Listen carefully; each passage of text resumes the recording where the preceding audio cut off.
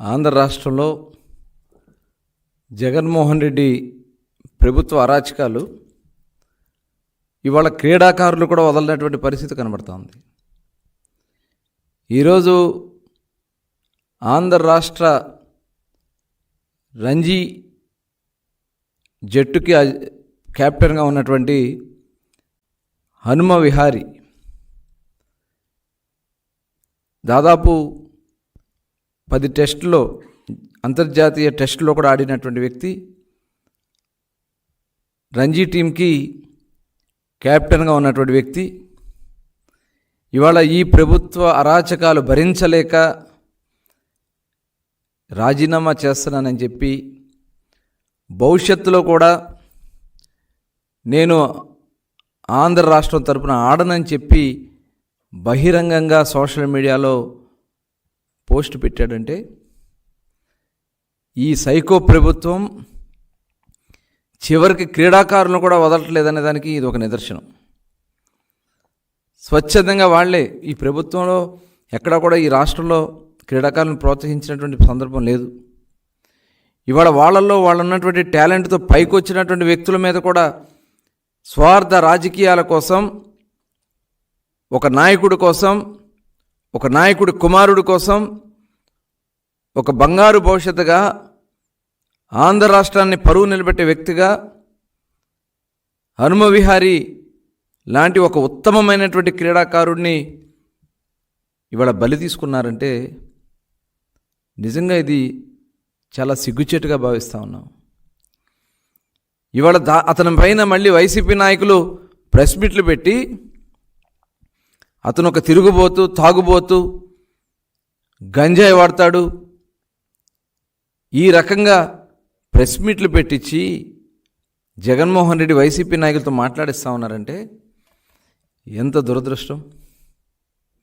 మీరు క్రీడల్ని ప్రోత్సహించరు, ఆంధ్ర రాష్ట్రంలో క్రీడాకారులను ప్రోత్సహించరు, స్టేడియంస్ అన్నీ ఆక్రమించుకున్నారు, స్టేడియంలన్నీ కూడా ప్రైవేట్ పరం చేశారు.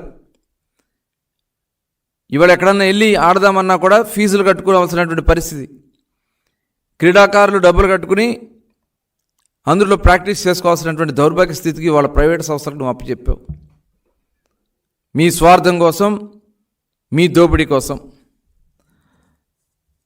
నిజంగా ఇది క్రీడాశాఖ మంత్రి ఉన్నారు, ద గ్రేట్ రోజమ్మ గారు. ఆవిడ ఏం మాట్లాడతారో ఆవిడకే తెలీదు. క్రీడాశాఖ మంత్రి చంద్రబాబు నాయుడు గారిని తిట్టడమో, పవన్ కళ్యాణ్ గారిని తిట్టడమో, లోకేష్ గారిని తిట్టడమో తప్ప యువతకి ఈ రాష్ట్రంలో కావాల్సినటువంటి క్రీడల్ని ప్రోత్సహించుకోవడానికి తీసుకోవాల్సినటువంటి కార్యక్రమాలు పట్టించుకోరు. ఇవాళ ఇదే ఆంధ్ర క్రికెట్ అసోసియేషన్ ఎంతోమంది పెద్దలు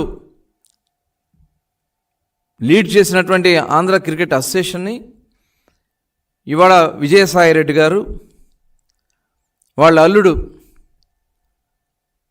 శరత్ చంద్రారెడ్డి గారు లీడ్ చేస్తూ ఈ రకంగా రాజకీయాల కోసం, మీరు స్వార్థ రాజకీయాల కోసం క్రీడలను కూడా బలిపెడతా ఉన్నారంటే నిజంగా ఇది చాలా చాలా ఈ ఆంధ్ర రాష్ట్రం ఏమైపోతా ఉందా, యువత ఏమైపోతారా అన్నారని చెప్పి ఇవాళ నిజంగా చాలా భయం వేస్తూ ఉంది.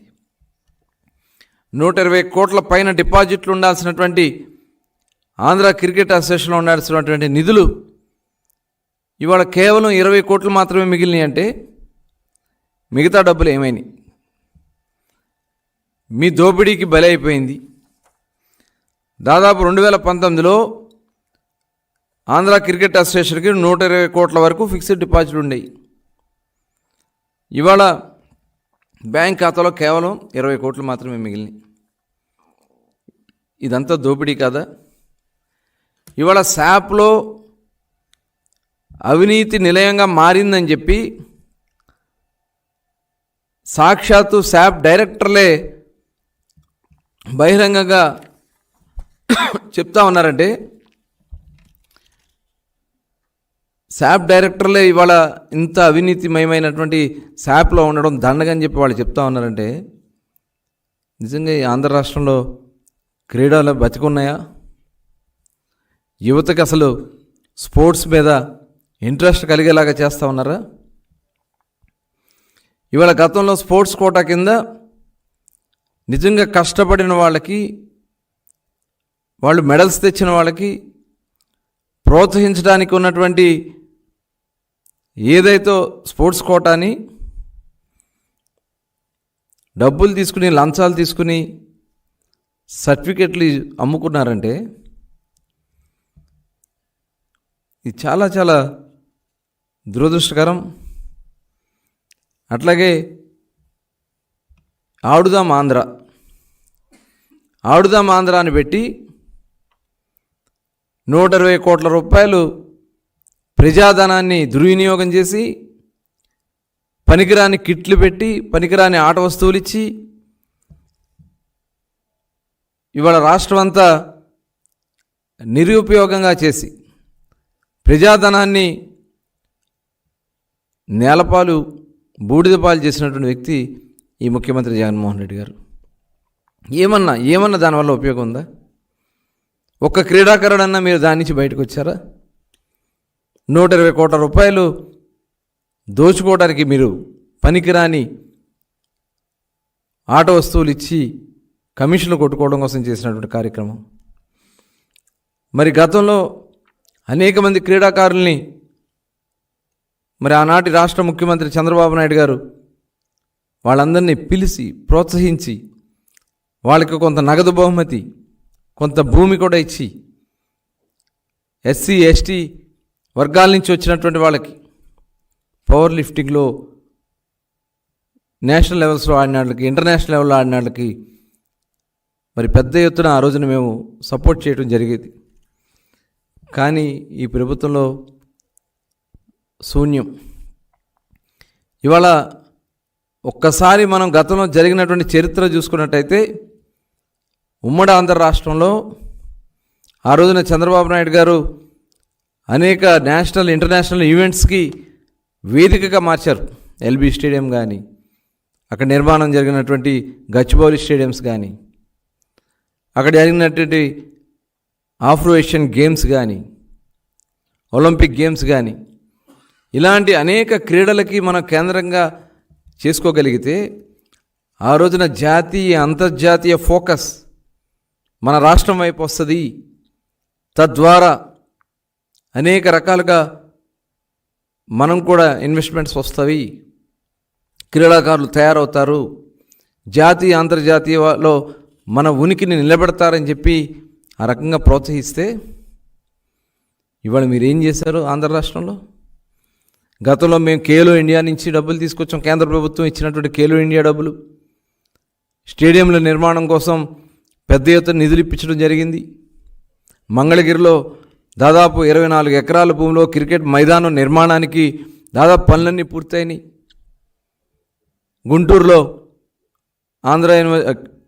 నాగార్జున యూనివర్సిటీలో సింథటిక్ ట్రాక్, అలాగే లైటింగ్ కూడా, హైమాక్స్ లైట్స్ పెట్టించి అద్భుతంగా ఆ రోజున అవన్నీ కూడా నిర్మాణం చేశాం.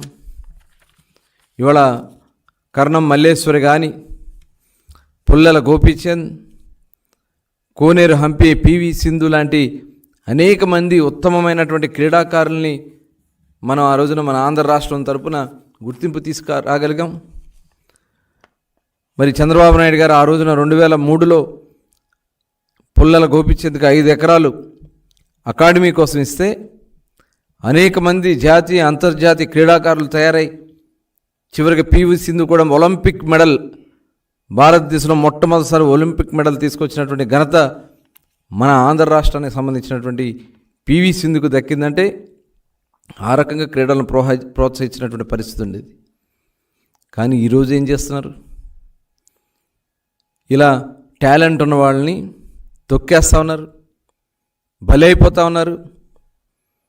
గతంలో చూసాం, మిస్బా అనే ఒక మైనార్టీ సోదరి, ఆ ముస్లిం మైనార్టీకి సంబంధించినటువంటి 10th క్లాస్ చదువుకున్నటువంటి విద్యార్థి చాలా ఉత్సాహంగా క్లాస్ ఫస్ట్ వస్తుందని చెప్పి టీసీ ఇప్పించి బయటికి పంపించేస్తే మీ వైసీపీ నాయకుల కోసం ఆ అమ్మాయి, మరి ఆ పసిబిడ్డ ఆత్మహత్య చేసుకుంది.